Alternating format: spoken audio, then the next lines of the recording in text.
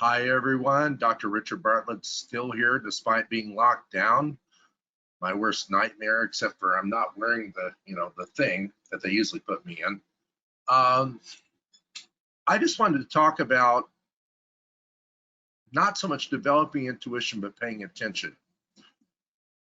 One of the key things that I love to do that I would like to be still a whole lot better at is noticing patterns. Not noticing patterns of energy per se, because if you call it energy, well, then you go, oh, I feel that in my shoulder or whatever. You have to start making stuff up. No, it's something Melissa and I talked about in Spatial Clairvoyance. Notice where your attention is directing you in the moment. So it's like this morning, I was talking with a friend at her request with another person who's a friend of mine. We had a little session because she was feeling trepidation around certain issues, and she was feeling compressed in her being. And so we started talking about that, and we started talking about finding that and finding the expression of that, and then noticing it and then letting go. And I was talking about physiology and how important that can be. Our physiology reflects our mental and emotional state. So classic examples are where there's incoherent physiology. Like, here's a good one.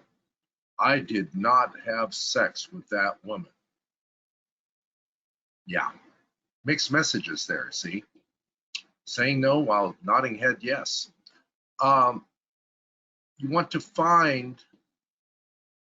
just a way to notice gently where the awareness of the narrative of consciousness is unfolding too. It's pretty simple. Just look, and like if I look at my MIDI here, I've got a modem, high-speed modem, my attention goes there. If I go out to make a cup of coffee, maybe I don't make the cup of coffee because I go to focus on the coffee pot and my attention doesn't stay there. It moves off of there.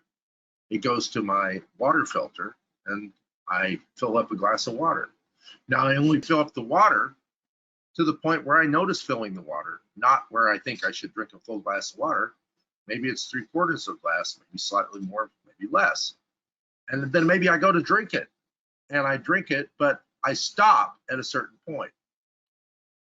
A good way to practice something like this is to have your food in front of you. Like, if you're not eating out at drive-thrus like we are right now, have your food in front of you and you have a full meal, say, and you got, this, that, and the other thing. Start eating. Notice where your fork goes first. Wants to go here. Okay, let's eat that. Then you do it again. And maybe you got a piece of pie. Okay, let's give you an example. A piece of pie. You really want the piece of pie. You really like the piece of pie. But you take 5 bites of the piece of pie, and then suddenly your fork doesn't want to go to the 6th bite. You want to eat the 6th bite, but your fork says no. Pay attention, put it down. Put the fork down, see? If you will start to do these things, little things, like when I go to my supplements in the morning, I have a bunch of things. I don't take that many things, but I have things laid out. And I'll look at it and I'll go, this, nope, that, yes. How many? 1, 2, not 3. Put the 3rd one back. See? But that's not thinking. And we've been trained to honor the almighty thought, except for some of us have been trained to, we don't support facts, we support emotions. That's not useful either, right? That's called manipulation.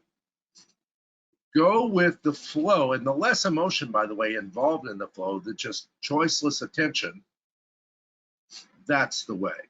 And it's a beautiful thing because life is always unfolding right in front of you, and most of us miss it because we're paying attention to what we think we should be doing, what we shouldn't have done, how much we should eat, rather than noticing if I put my fork down after the 5th bite of the pie, I feel satisfied. If I eat that 6th bite, oh, maybe I feel guilty or I feel like I shouldn't have done that. let's just practice being focused in the awareness of the moment as it flows. See you next week.